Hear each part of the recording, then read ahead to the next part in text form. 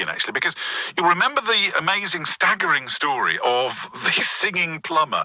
There's a guy called Kev Crane who was spotted essentially whilst fitting a new bathroom. He was singing away, and it was like, hang on a minute, you're really good. Safe to say that discovery has changed his life essentially forever. Kev's story caught the attention of Hollywood filmmakers. This is all true, by the way. Hollywood filmmakers, really serious ones, and plans are underway to turn his story into a film. Well, 2024 is set to be a big old year for Kev, as he has the confidence to quit his plumbing job to focus on his music. Kev and his wife Karen are in the studio, and it's lovely to see you again. Happy New Year. Happy New Year, man. Nice to see you again. We'll talk about the whys and wherefores in a second or two, but you're very keen because, okay, so we were talking about the floods on the show yesterday, and for one reason or another, and we know lots of communities are affected in the same way. We spent a lot of time in Quorn yesterday, a village near Loughborough, absolutely devastated. The centre of the village, homes, businesses under feet of water, and you kind of got involved on Wednesday night, I think. That's right, yes. Absolutely.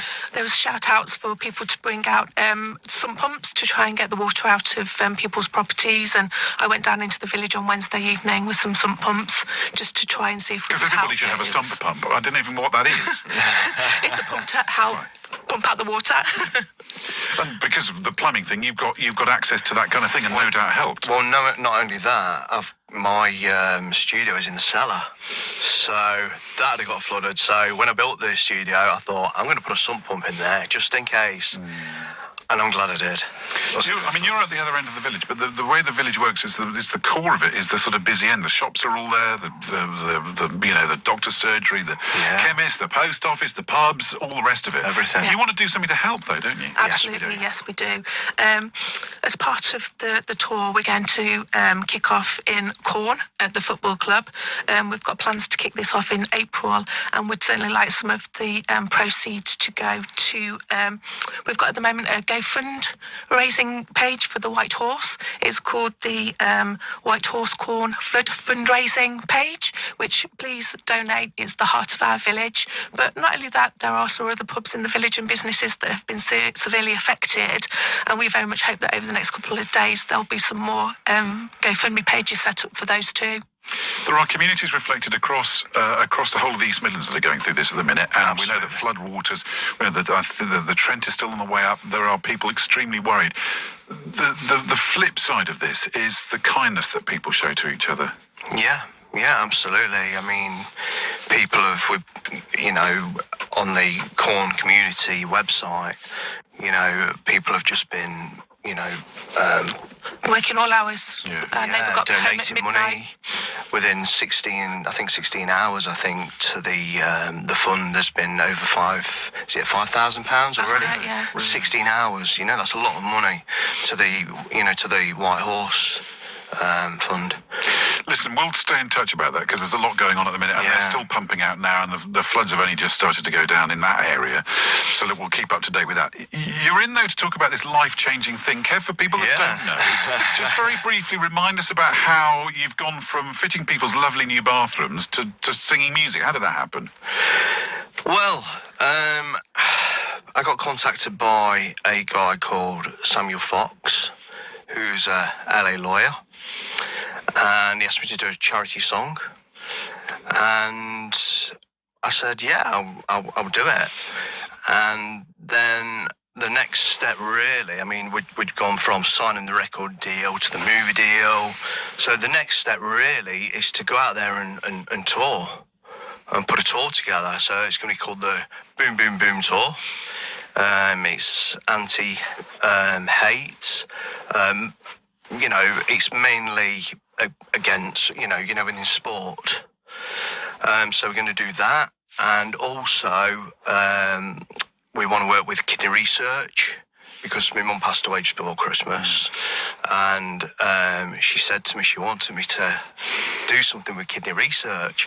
So we're in talks with the events manager at Kidney Research at the moment. So we're trying to put the two together.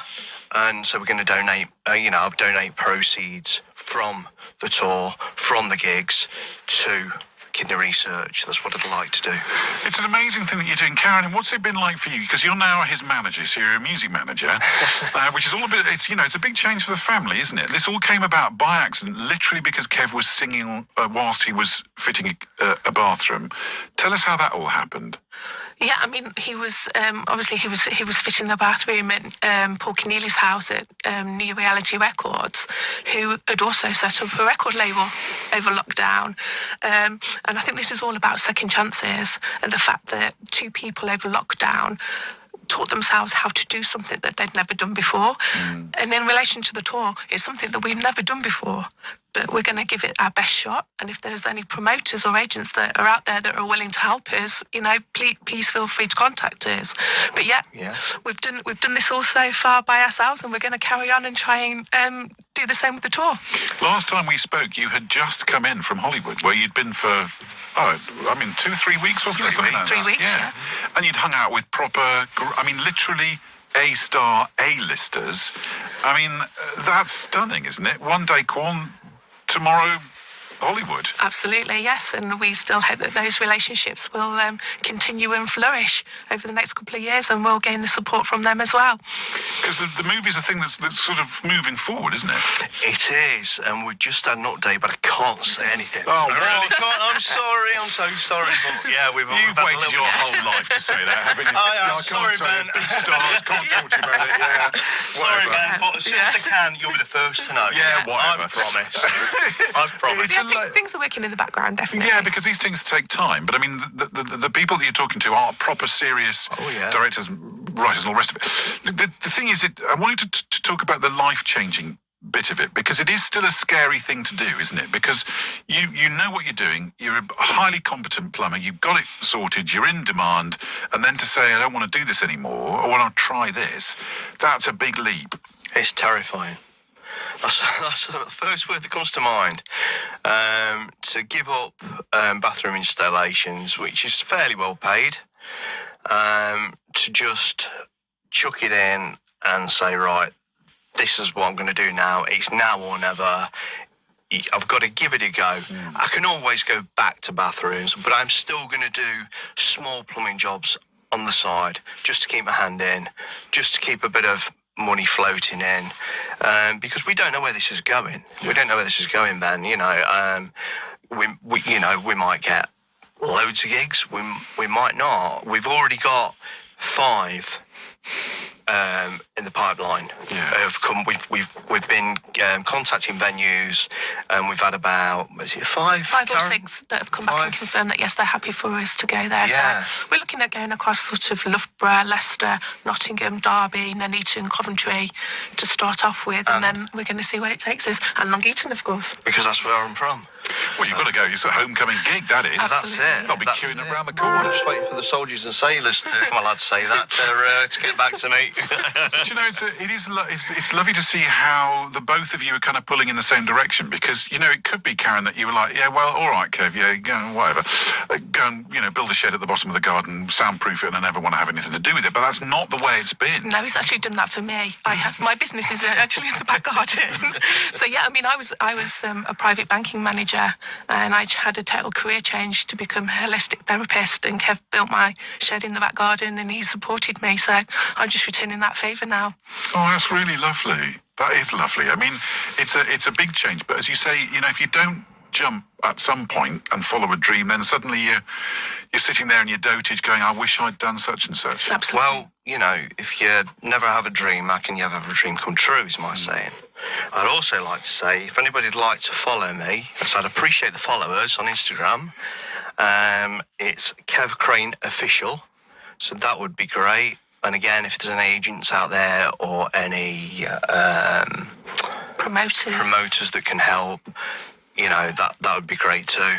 That'd be absolutely fantastic. Keep in touch. You're welcome on the show absolutely any time. Kev Crane Official is where you'll find you online. Kev Crane Official, yes, and on genuinely, Instagram. If somebody's looking, they've got a venue and they want you to come, you are absolutely up for it. Yes. The tour starting, when did you reckon? Sort of April.